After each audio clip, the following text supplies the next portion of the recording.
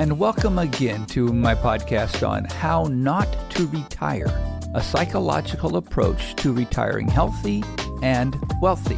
This is episode 6, the 7 steps to a healthy transition, part 2. And we're going to find out that this is part 2 of 3. Greetings, I'm your host, Dr. Richard Himmer. In our last episode, I introduced the difference between irritate and agitate. Remember, to irritate means you're trying to get another person to do what you want them to do. You're selling something, and people hate to be sold. To agitate means guiding another person to act in a way that gets them what they want. And upon completion of said transaction, they are better off for it. They are buying what they want, and people love to buy. All right. The other thing that we covered, and just as a reminder, is about the importance of time and acting now and the lack of infinite time. So I'm going to paraphrase James Clear on this one. The way to live a full life is to act quickly, particularly as you grow older. We don't have the luxury of waiting until we're ready at this age. So the idea is to get into a rhythm and continue that movement forward. This is a bonus life if you act accordingly. Speed is perpetually undervalued. There's no need to feel frantic or rushed. Just eliminate some of the things that make you feel so busy so you can make space for things you've always wanted to do. From earlier podcasts, learn to say no. Be kind and avoid being nice. Stop acting like there's infinite time. This, the way you're living right now, is your one and only life. All right, we're going to cover the 7 steps just as a quick rehearsal and then go into detail on steps 4, 5, and 6. Number 1, identity and purpose. Number 2, social integration. Number 3, restructure your daily activities. We covered those last week. Number 4, relationship building and role awareness today. Mental health is number 5 today. Approach to leisure activities, which you might find fascinating today. And then in the next podcast, I'm going to talk about the financial side of life. So as a rehearsal again, identity and purpose. The quote by Pressfield, "The professional loves her work.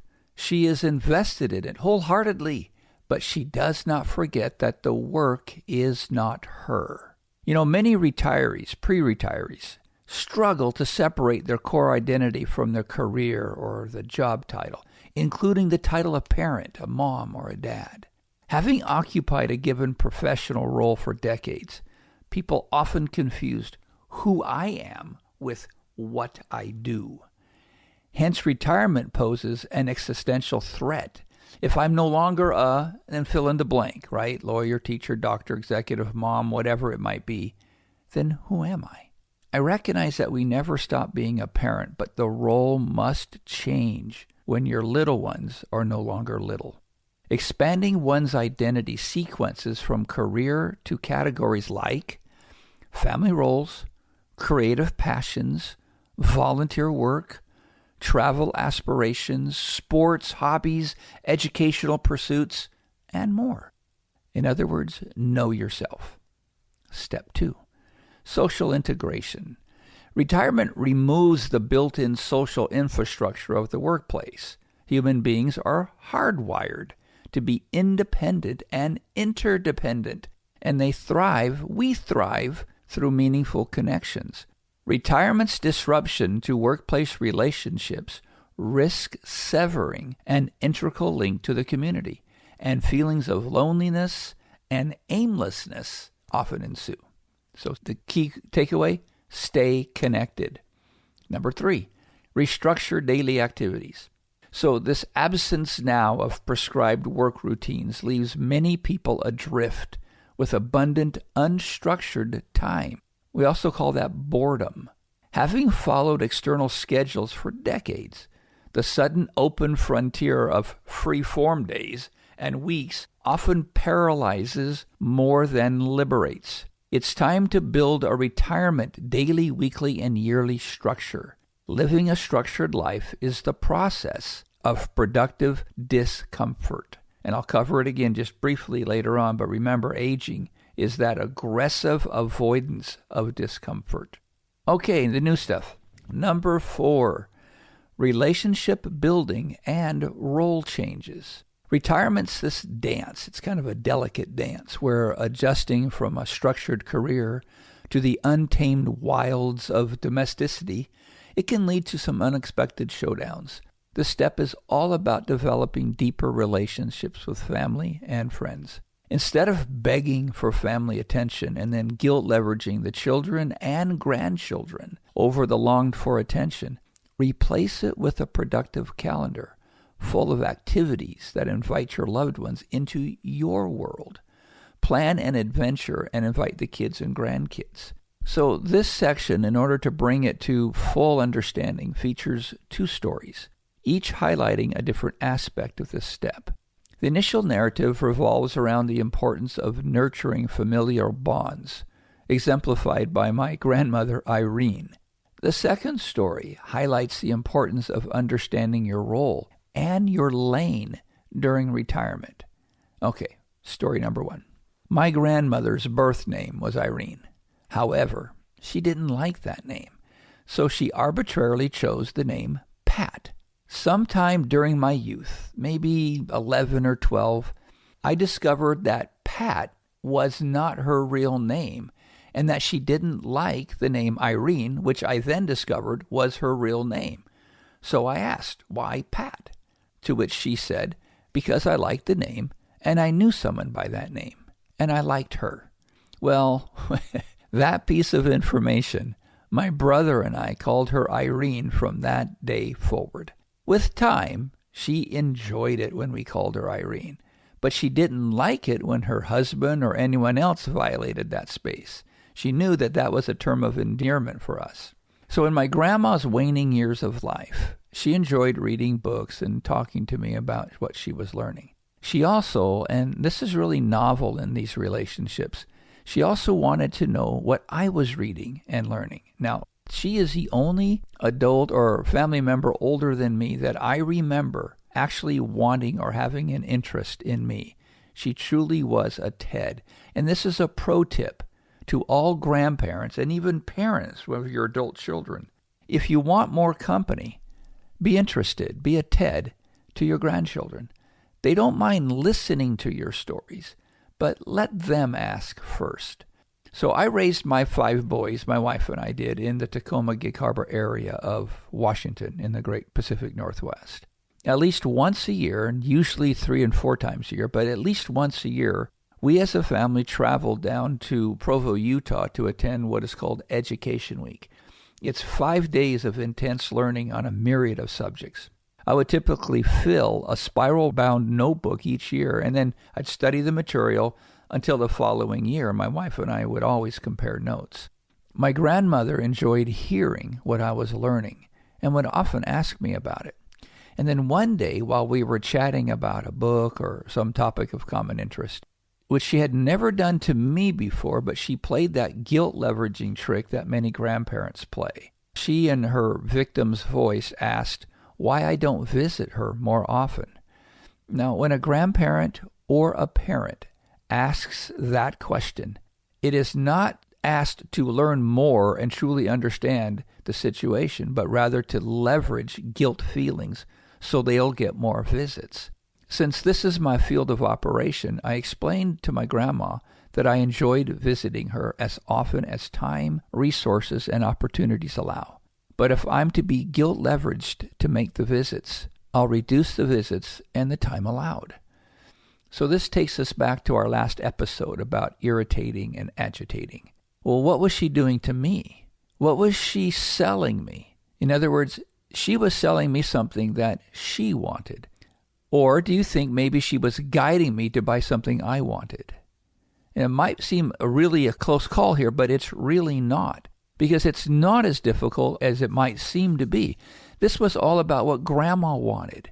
Now, I wanted to visit my grandma, but I didn't want to feel obligated. There's a big difference. I love visiting Grandma. I love visiting Grandpa, but I don't want to be obligated to visit Grandma and Grandpa. I want to have that freedom to do it. So when I do it, the experience is much higher reward. She was playing the role of a victim and a persecutor when she guilt leveraged me. So to you out there who leverage your children or grandchildren in this fashion, it will eventually backfire. They will visit you out of obligation instead of desire. They'll go through the necessary steps, but their hearts will not be in it. They will complain about it behind your backs. Retirement offers you an amazing opportunity to deepen these relationships using emotional intelligence, not brute force, as in generations of old. So, back to Irene. I offered her a short summary of this information, and I suggested a solution. What if we schedule an appointment for every trip I make and seclude ourselves from the majority of the family to talk about what she wants to discuss? Well, she loved that idea, and from that moment forward, she scheduled a time with me up to a year in advance, and the entire family knew it was Irene time for me. We typically had roughly 2 to 5 family members usually join our conversations and come and go with their schedules, but they typically enjoyed hearing what we were talking about. And she never guilt leveraged me again. And the last 5 years or so of her life were my most memorable. To this day, I can see her wrinkled face with her books on the coffee table, excited to share her newfound knowledge with her eldest grandson. And then she would change the focus and spend at least an hour or so asking me about what I'd learned since our last meeting. Okay, story number 2, know your lane. This is a true story called The General versus the CEO. So, a retired general and his wife embarked on a journey from South Carolina into the uncharted territory of retirement. They were armed with an RV since they had sold most of their possessions. They had decades of life's experiences, and they set out on a cross-country adventure to explore the landscapes of family, freedom, and unknowingly the minefield of marital dynamics. Now, funny as it may sound, many wives, upon witnessing their freshly retired husbands meandering around the house, often draft covert return-to-work petitions. The subtle art of lounging on sofas and providing unsolicited advice on how to fold laundry, cook meals, buy groceries, kind of becomes a silent cry for an occupational intervention. Our retired general, blissfully unaware of the seismic shifts awaiting him, charged into retirement like a soldier ready for battle. But he forgot to check the rules of engagement in this new battleground called the home front. Consequently, his former ally, his wife, became his new enemy. By the time our retired duo reached Texas, they weren't just navigating scenic highways, they were on the fast track to divorce court. The RV, once a vessel of shared dreams, now felt like a cage rattling with unspoken grievances. So why the sudden turbulence? Well, it turns out the general failed to execute a seamless transition from the military command center to the home headquarters. In the world of marriage, the skills that earned him stars on his uniform didn't quite translate into household harmony. So meanwhile, his wife, the CEO of the family business, ran a tight ship during the working years. She juggled everything from tactical operations to kitchen duties, and her authority rivaled even the most seasoned military strategist. The general's attempt to take the reins in her domain was met with resistance. In the grand theater of marital strife, the retired general, now marching on domestic soil, failed to acknowledge the power dynamics. His wife, having been the primary leader in the family business, outranked him in the intricate dance of daily life. He didn't know it. This is Emotional Intelligence 101, called self-awareness.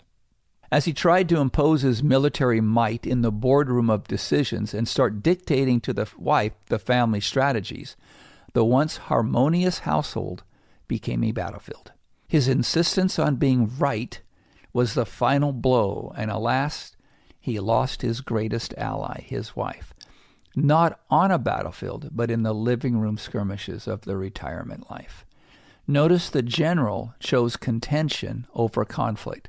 As in previous episodes, contention is all about who is right, while conflict is all about what is right. This is another no or another not in the growing quiver of failed retirement strategies. Transitioning from a general to an at-home husband, father, or grandparent, it requires more finesse than ordering around cadets at basic training. After all, in the war of domestic bliss, the real victory lies in the art of compromise, conflict resolution, and the strategic deployment of laughter. Not every transition ends in divorce, of course. Many marriages enter the retirement phase in the no man's land of marriage. When a couple lives in the same house, but doesn't function with emotional and or physical intimacy, they experience what is called an invisible divorce. For those in this stage, we offer some solid advice and help called the Board of Directors.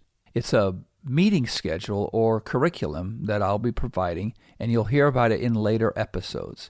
And it will also be available in the near future on our website, hownottoretire.com. That's hownottoretire.com. All right, that's the end of that step. This is step number 5, called mental health. Retirement's a fairly perilous journey, and the golden years can sometimes feel a little tarnished. It's a time when the golden watch on your wrist is matched by the silver streaks in your hair. This journey into sunset may not always be what is called a leisurely cruise. Sometimes it's more like a roller coaster ride, thrilling, occasionally stomach churning. So as you bid farewell to the working world, you may find yourself paired with unexpected dance partners, not humans, but aging, physical changes, and the cognitive cha-cha. Coping with these newfound quirks can feel like learning a new dance. It's awkward, it's confusing, and you might be stepping on some toes. So embrace the waltz of aging with a sense of humor. After all, laughter is the best way to camouflage the fact that you just walked into a room and you don't know why. Retirement is the great unplanned odyssey. And here's where the plot thickens. A lack of retirement planning, so step 1 and 2, etc., can turn your golden years into more of a suspense thriller. Are you going to have enough savings? Well, that's step 7. Will your golf swing survive the scrutiny of your retirement buddies? Are you going to have enough energy to survive the bucket list in your bonus half of life? Aging can be suspended or severely slowed down when you go into the process of retirement with guns a-blazing, planning, strategizing, putting the tactics together and working together as a team. The only difference about the suspense novel that you're currently writing is that you're the protagonist and the author simultaneously. You know, in the workplace, your brain was a bustling metropolis of ideas and challenges, coffee-induced epiphanies.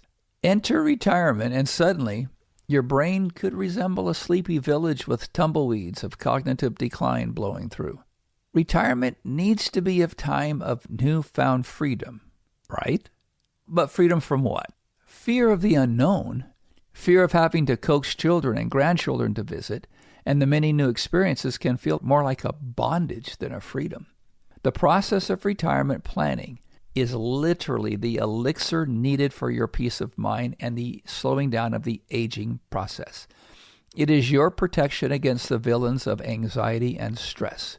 With a well-thought-out transition plan and roadmap, you can change the dynamics and direction of past retirees who have failed to plan.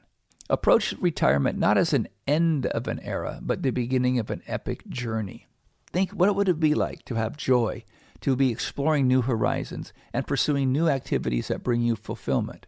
This might surprise you, but according to the National Institute of Health, the NIH, there is no evidence to support that poor mental health is hereditary.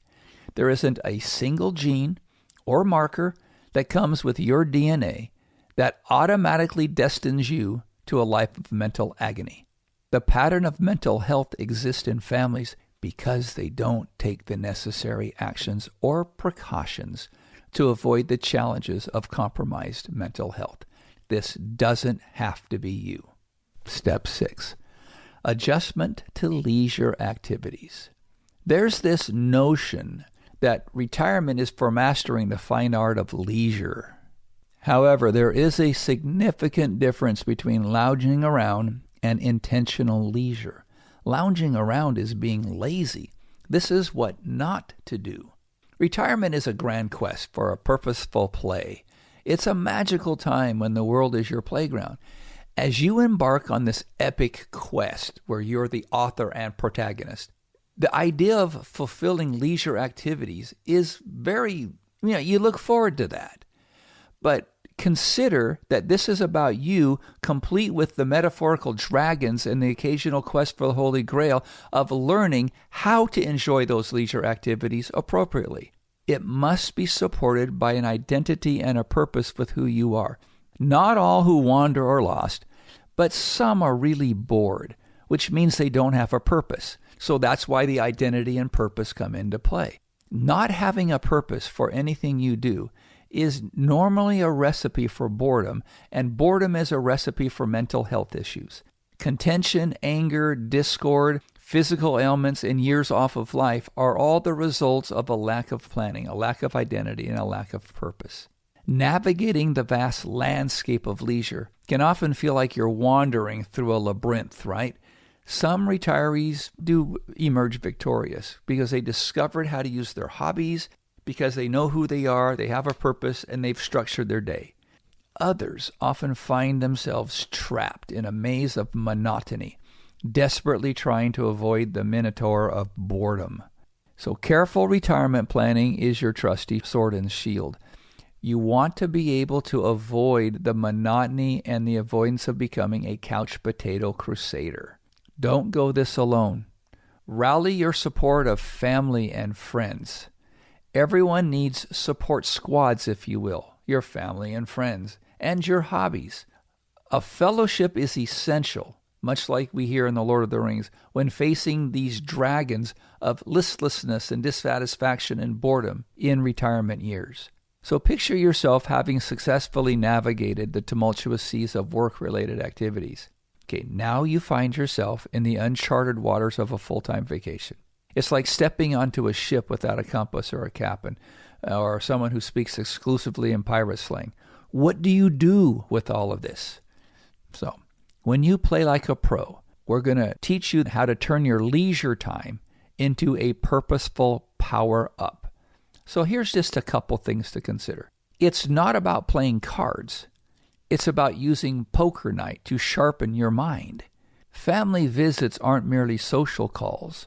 They're opportunities to connect, and when requested, impart the wisdom of a retired sage to the younger generation. Remember my grandma Irene. Gardening is a botanical masterclass. Golf transforms into a precision sport requiring Jedi-like focus, mental acuity, and constant physical conditioning. Bingo, well, let's face it, bingo's only fun for so long. How about turning it into a fundraising event for your neighbor's injured child or for some other worthwhile charity of choice? So therefore, I challenge you, I admonish you, I ask you, venture forth into this vast expense of leisure armed with a purpose and a splash of humor. So as we wrap up today's episodes, it's not fully complete, I'm excited to share with you that in our next installment, we'll kind of go into 7, which is the financial side, and we're going to introduce a special bonus section that's going to be a mainstay in the podcast. This bonus feature explores additional behaviors and skills you can cultivate to enrich your life. These insights will be a recurring theme through all the episodes, and it's going to offer you tools, skill sets, and enhance your well-being and enjoyment. It's crucial to remember that aging is the aggressive avoidance of discomfort. Retirement happiness is about actively engaging with life in a timely manner, meaning now. By honing your social skills and nurturing connections, you can effectively defy the aging process. Embrace discomfort, for it's often the catalyst for growth and transformation.